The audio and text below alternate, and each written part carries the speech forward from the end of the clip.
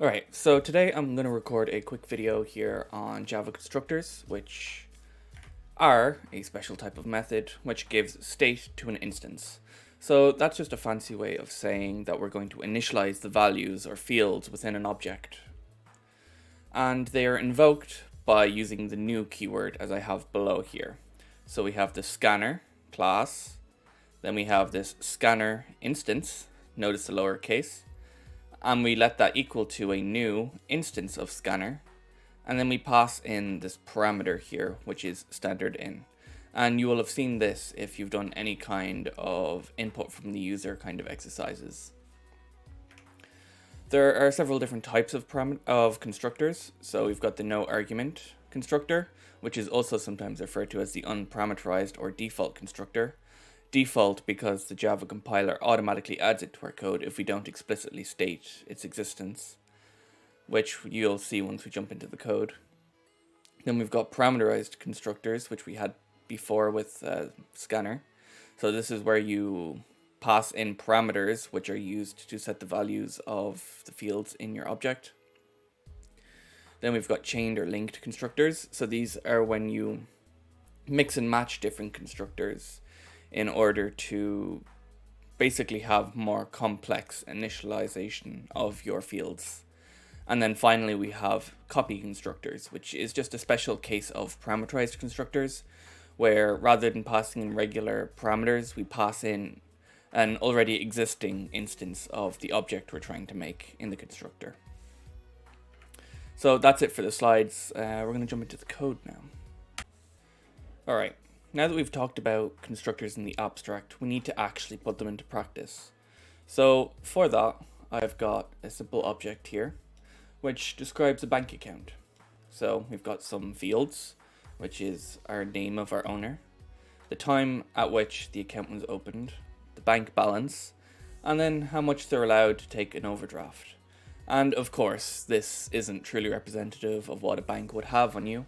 They'd have a hell of a lot more information, and that's represented here by these square brackets and dots. So the first type of constructor is pretty simple. It is just no parameters, and you can select that by pressing the select none button, and this is the parameter that is automatically added by the Java compiler. And we can see this. If I remove this and I go to my out folder, of course after having built this, so let's just call it real quick. We'll say bank account equals new bank account. And then let's run this so it actually compiles. Okay, so now it's compiling. It'll give it a second because there's more files here. Okay, now we've got under video, we've got bank account. And it's added this constructor here to our code, even though we don't have it specified here. So that's why this empty constructor is optional. But usually if you're planning on using it, it's nice to have, just so you know it exists. Even though as Java developers, we know that the compiler is going to add a empty constructor for us. So this is how you call an empty constructor. It's simply new bank account, and then nothing inside the brackets.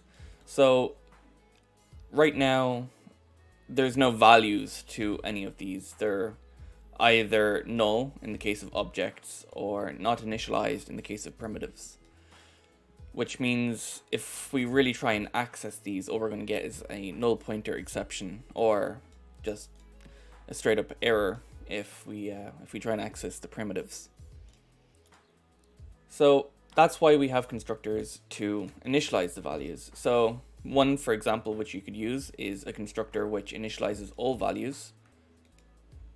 And it looks a little like this. So we have public, then the name of the class, no return type because it's a special type of method. Then we've got all of our fields in the order that they are defined. And then we simply let one equal to the other. So this keyword refers to the field, and that way we can differentiate between the local variable to the constructor and then the field scoped variable, which is here. So this.name, if I click it, it highlights that it's referring to this. And if I click here, it's referring to this. So now we can define a bank account given all the details, and we can actually do stuff with it. So we can pass the name, which I'll use Rian. Then for time opened, we can just do local date.now, which refers to the current time. You don't need to worry about the date time object if you haven't used it before. Then balance and overdraft allowance. For those, we'll just pass 0. And then D to signify that we're passing a double. Okay, now that we've defined a bank account with a regular constructor, we can actually call it.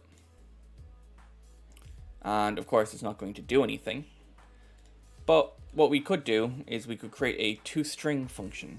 So if you press Alt Insert, you can create a toString, which basically just returns a string of all of the values within the object. And this is pretty useful for things like debugging, or if you want to serialize or store the data within that object somehow.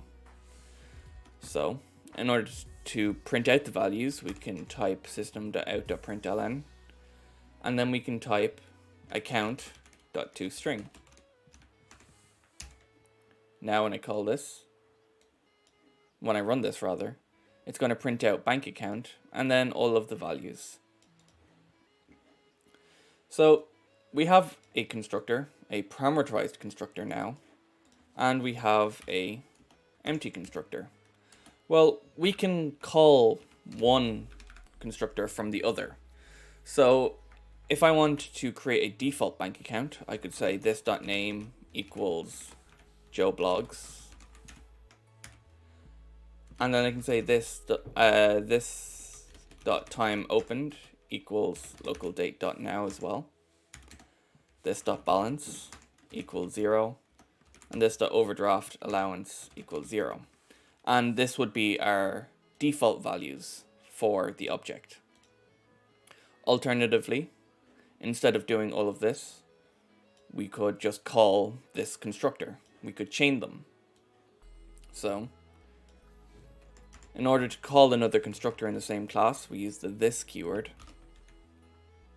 And then we just simply use it as we would here. And in fact, we can straight up copy this and put it in here. So now I'm creating a default bank account. And if I get rid of all of this, like so, and I call the constructor to print out, it's going to give me the same values even though I'm not giving anything, because I've set the default values here. And this is pretty useful, because what if we want to define a bank account, but we don't really need to specify the time, and most new bank accounts don't have any money in them. So the only thing we really need to specify is the name and the overdraft allowance, for example. And here we can do that. But I'm going to get rid of this, and I'm going to call this constructor like I did up here. And I'm going to pass name. I'm going to pass local date.now. I'm going to pass 0D. And then I'm going to pass overdraft allowance. So this is basically using only two default fields, and that being the time opened and balance, because they're always going to be the same. And now we don't have to specify every field. We've got some defaults. And that's usually what you want. So that is constructor chaining and having multiple constructors. So we could use any mix and match of these constructors. So I could say account 2 is a new bank account, but then specify the name and the overdraft allowance, which could be €100. And then I could give every piece of information like we did originally. So account 3 is new bank account, and we can call this Mary. Give it the local time now, and then 00. So this basically just gives us options into how we're creating our objects, because generally speaking, if we're trying to make as generic code as possible, we want to have many different ways of creating our objects. And that's basically it for empty constructors, which we have here. Parameterized constructors, which we have here, and then chaining constructors, which is here. But we have one type of constructor left to talk about, and that is the copy constructor. Well, the copy constructor is pretty straightforward. It is a regular constructor, so I can call it bank account, same as the others. But in this case, our only parameter is going to be a bank account. So maybe this represents an account which became dormant and we want to reopen it. Well, in this case, what we could do is we could set the values per the account. So we could say account dot. Now in this case, I'm not going to use setters just because I haven't created them. And I could say time opened equals new, or rather local datetime.now. And then I could simply pass in the account dot